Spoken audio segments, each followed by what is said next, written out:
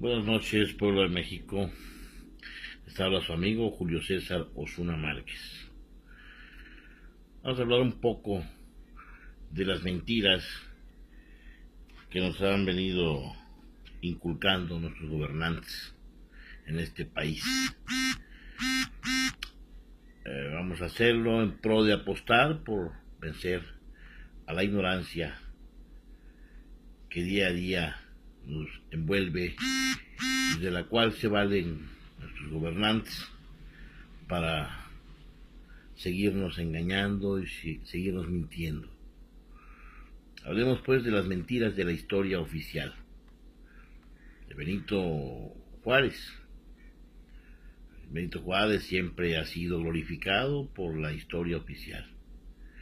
Se le ha hecho creer a todos los mexicanos desde el jardín de niños que es un ejemplo de superación.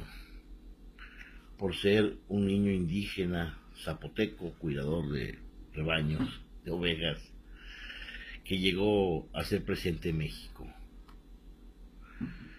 Ejemplo de intelectualidad superior. Él separó a la iglesia del Estado. Él fue el autor de las leyes de reforma. Actuó siempre apegado a la ley. La defendió y nunca permitió que la soberanía del país fuese violada. Veamos ahora qué tan ciertas son estas aseveraciones. Benito Pablo Juárez García fue un nativo zapoteca de raza pura, nacido en el pueblo de San Pablo Guelatao, Oaxaca, el 21 de marzo de 1806. Llega a la ciudad de Oaxaca en el año de 1818, huyendo de un tío suyo con quien trabajaba por el supuesto extravío de una oveja, con su hermana Josefa, quien trabaja de cocinera en la casa de don Antonio Maza, su futuro suegro. Luego se va de mozo a la casa de un fraile, don Antonio Salvanueva, con la oportunidad de ir a la escuela en sus ratos de ocio. La Iglesia Católica le ayudó a salir de la miseria y le educó, según las costumbres de aquel tiempo, enseñándole latín, enseñándolo a comer en la mesa y con cubiertos, vestir de traje y hablar correctamente. Carente de vocación, entra al seminario, pero jamás logra ordenarse cura. En cambio, se recibe de abogado. Sus contemporáneos lo definen como una persona cerrada, de inteligencia mediocre y no muy buen orador. No hablaba mucho, no reía. Cuando llegó a ser gobernador de Oaxaca, fue un buen feligrés, exhortaba a sus trabajadores a que pagaran el diezmo, se confesaran y comulgaran para pedir auxilio divino. Posteriormente pasará de ser un cristiano laico al más encarnizado perseguidor de aquella institución que otrora fuera tan bienhechora con él. Esto gracias a las influencias recibidas de parte de los maestros francmasones que albergaba el Instituto de Ciencias y Artes de Oaxaca, donde recibiría su educación profesional. Cuando Juárez llega al poder, después de la guerra de reforma, se encarga de restaurar un gobierno completamente liberal y pretendió lo que 60 años antes se había divisado en la guerra de independencia, una nación donde todos los individuos fuesen iguales, ideal siempre utópico y fantasioso, y más aún en el país de la desigualdad, como una vez Alexander von Humboldt llamara a México. Lógicamente, muchas comunidades indígenas se opusieron a ese proyecto de nación porque, con gran acierto, no se consideraban mexicanos. Entonces Juárez comenzó una seria represión en contra de esas comunidades. El presidente indio olvidó sus raíces indígenas. Juárez no demostró jamás estar orgulloso de su origen indígena. Al contrario, al parecer, se sentía avergonzado, pues por desgracia casó a toda su prole con gente de orígenes caucásicos. En las elecciones presidenciales de 1871, Benito Juárez, Sebastián Lerdo de Tejada y Porfirio Díaz se presentaron como candidatos, resultando ganador Benito Juárez, aunque con evidentes fraudes electorales, por lo que nunca fue presidente constitucional ni elegido por el pueblo, sino que aprovechó las circunstancias de la guerra. En respuesta, Porfirio Díaz se levantó en armas con el plan de la Noria para arrojar del poder a Juárez, pero fracasó. Juárez se hizo pasar por presidente durante 11 años, de 1858 a 1864 y 1867 a 1872. Sin ningún respeto por la legalidad existente, pues la Constitución establecía 4 años para el Poder Ejecutivo, más tiempo que Antonio López de Santana, quien apenas pudo sumar unos 6 o 7 años de gobierno. Además, Juárez salía frecuentemente del país hacia lugares como Panamá, La Habana, Nueva Orleans, sin permiso del Congreso. Se deshizo de sus enemigos políticos fuera de todo orden constitucional y de guerra, y asesinó con toda impunidad en 5 años, de 1867 a 1872, derramó más sangre a espaldas de la ley que el general Porfirio Díaz en 30 años. Tratado de Magnain Ocampo, Juárez autorizó y firmó una serie de tratados que pisoteaban y aniquilaban a la soberanía del país en beneficio de los Estados Unidos. Justo Sierra dijo de ellos que constituían un crimen político. En ellos se concedía a militares estadounidenses los accesos en los pasos de Mazatlán, a Matamoros, Nogales, a Guaymas y en todo el istmo de Tehuantepec, de Tabasco a Chiapas, con permiso de matar, arrestar y poseer tierras.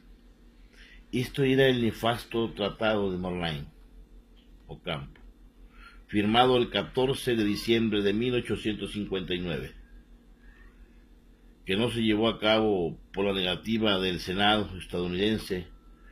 Juárez también pidió dinero al gobierno de los Estados Unidos para que, en apoyo a las leyes de reforma, se constituyeran campos de concentración con el propósito de internar a militares eclesiásticos y conservadores.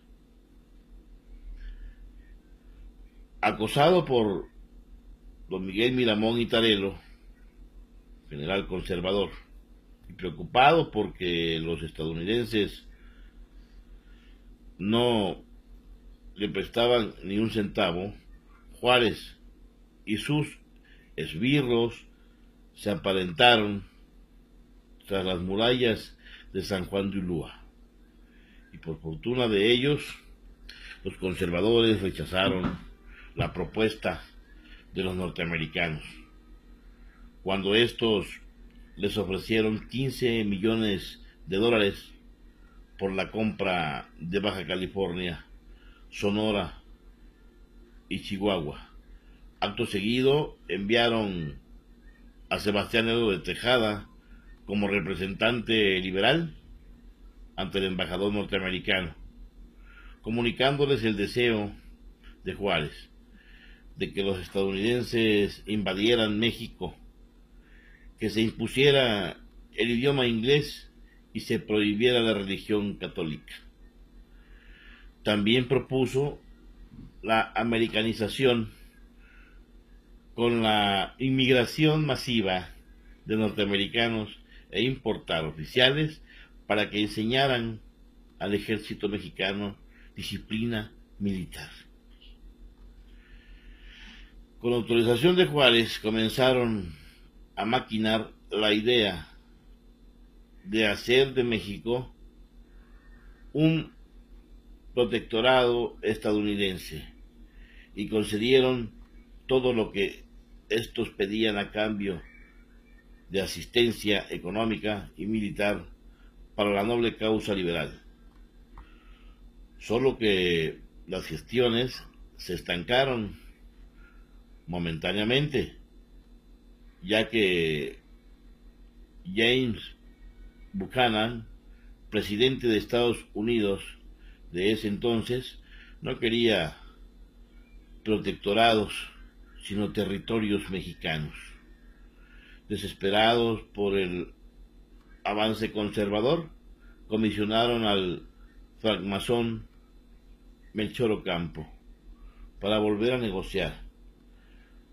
Ayuda en 1859 reciben a Robert M. McLean, embajador de Estados Unidos ante el gobierno liberal, negrero, explotador y también socio de la Luisiana, Tehuantepec. Maximiliano de Habsburgo. Casi todas las acusaciones que se le hicieron a Maximiliano de Habsburgo podían con la misma facilidad hacérselas a sí mismo Juárez y sus secuaces, pero a Juárez le interesaba demasiado la sentencia de muerte del emperador. Hasta supo desentenderse de la súplica que le envió el estadounidense William H. Shepard pidiendo clemencia para Maximiliano, pero Juárez no mostró ninguna clase de ella. Con él, cuando fue derrotado por las tropas juaristas y fusilado en el Cerro de las Campanas en 1867. Además de esto, no hay que olvidar que la mayor parte de los liberales se adhirió con todo el pueblo a la intervención y al imperio. Es risible, pues la ley del 25 de mayo de 1862, promulgada por Juárez, en que se declara traidores a los intervencionistas monarquistas, es decir, declaraba prácticamente culpables a todos los mexicanos. Todas estas traiciones y malos manejos fueron los factores más importantes de que se gestará la revolución de 1910. Juárez, el legislador, Juárez además inició el periodo no decente de la historia de México, haciendo gala de ser el hombre de la ley y la democracia, mientras burlaba el sufragio y la ley, gobernaba tiránicamente e impedía la educación política del pueblo y, por sugerir, el principio constantemente latente en su vocabulario de que es ley lo que se promulga, por impopular, injusto e irracional que sea. Resulta el primer gran falsificador en el orden jurídico, responsable de que en México, a partir de entonces, y contra lo que exige un deber primordial, no se mire con respeto ni a la ley ni a las autoridades que tan frecuentemente han sido meras falsificaciones. Juárez fue finalmente uno de los principales destructores del rico patrimonio artístico y bibliográfico de México, puesto que el 15 de julio de 1867, cuando regresó a la Ciudad de México, su caravana destruyó obras de arte diversos, artistas como Bartolomé, Esteban Murillo, el Greco Francisco de Suburbarán y otros artistas más, además de que se dedicaba a saquear pueblos y conventos. Las leyes de reforma y la separación entre la Iglesia y el Estado. No fue Juárez el autor de las leyes de reforma. Los principios en que se inspiran las leyes de reforma fueron dadas al también francmasón Valentín Gómez Farías en la Junta Anfitriónica de Nueva Orleans, logia masónica de Estados Unidos, en septiembre de 1835. Y estas, tan definidas y difundidas por el alocado juarismo, no son, a diferencia de lo que comúnmente se piensa, la simple separación de la Iglesia y el Estado, separación que es necesaria y completamente acertada,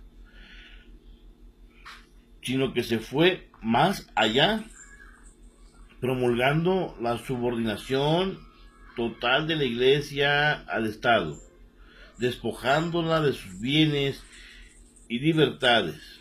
Juárez no quería ninguna separación de poderes, sino una Iglesia mexicana, sometida a su voluntad, en la que él desempeñara el oficio papal, muy al estilo de Enrique VIII. En realidad, la famosa separación entre Iglesia y Estado fue hecha por Ignacio Comonfort y Sebastián Lerdo de Tejada, no por Juárez.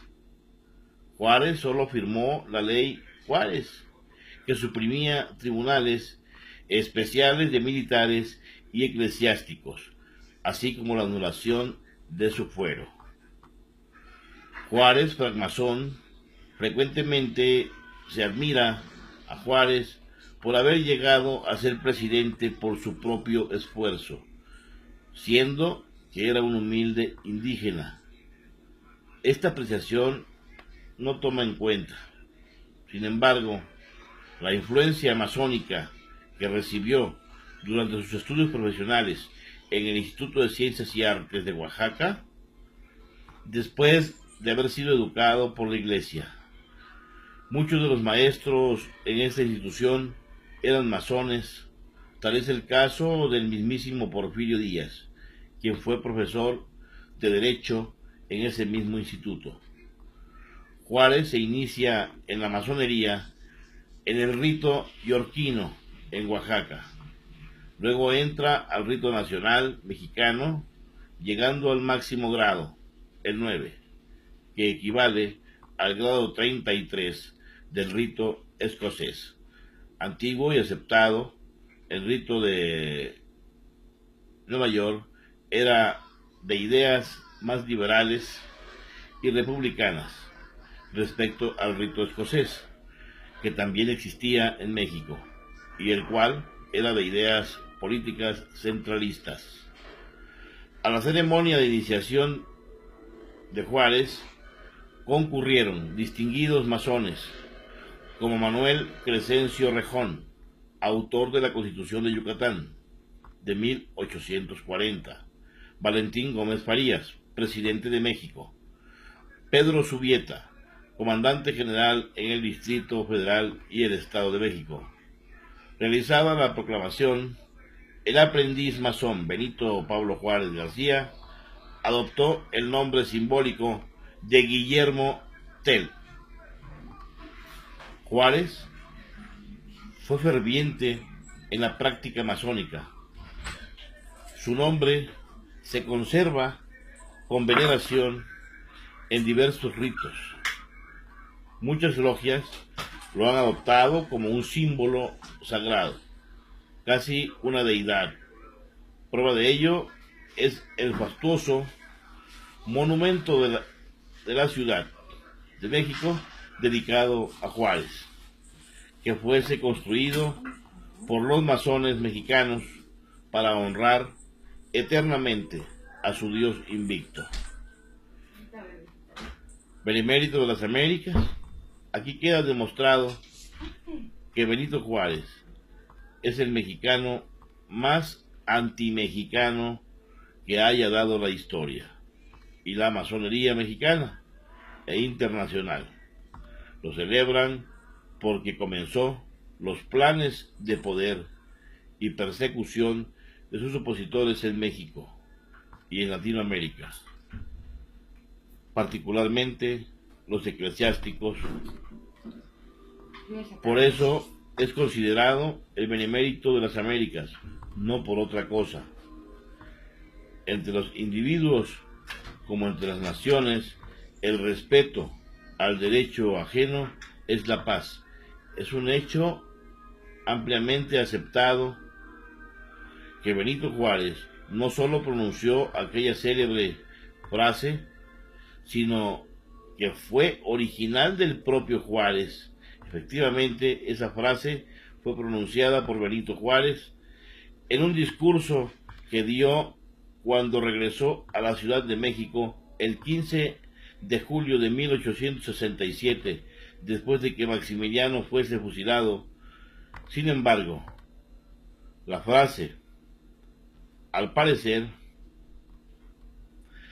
se inspiró en una escrita por Immanuel Kant en su obra La Paz Perpetua. Kant era un filósofo a quien Juárez admiraba. Además, no solo Juárez usó esa frase, también fue citada por el revolucionario y masón José Martí.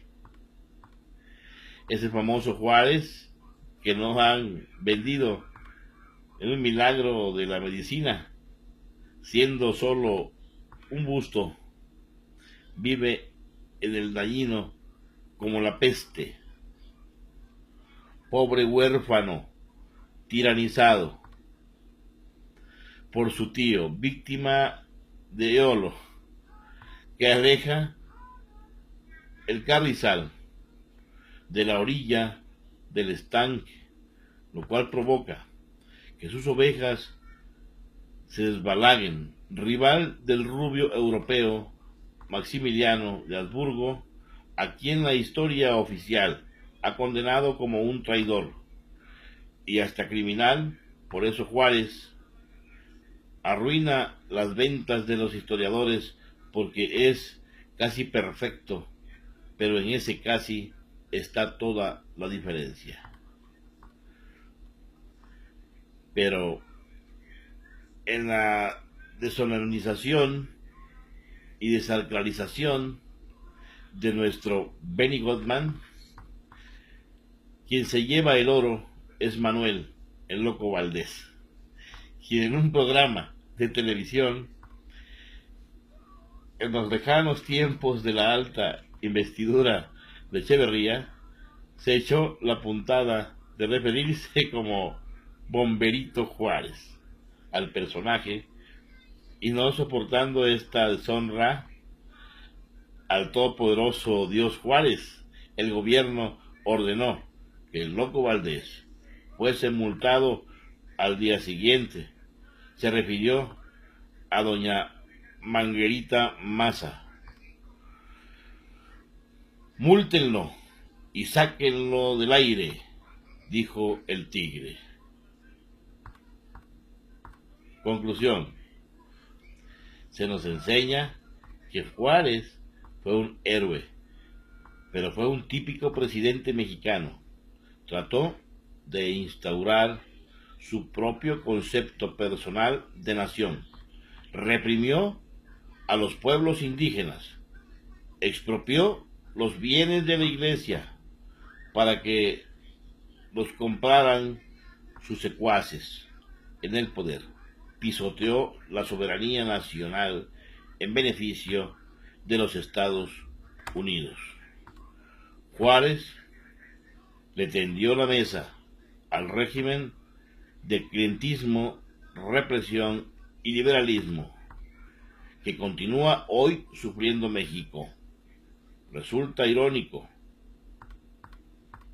pues lo que advertimos en una carta que escribiera el propio Juárez a Maximiliano el 1 de marzo de 1864, es dado al hombre, señor, atacar los derechos ajenos, apoderarse de sus bienes, atentar contra la vida de los que defienden su nacionalidad, hacer de sus virtudes un crimen y de los servicios una virtud. Pero hay una cosa que está fuera del alcance de la perversidad, y es el fallo tremendo de la historia. Ella nos juzgará. Gracias. Buenas noches, espero haya sido de gran utilidad, y pues no nos queda más que seguir conociendo nuestra historia para no seguir teniendo héroes falsos, personajes ilustres cuando no lo son. Entonces tendríamos que cambiar esa rotonda de las personas ilustres. Tendríamos que quitar a muchos que allí permanecen y colocar a muchos que allí no se encuentran. Muchas gracias.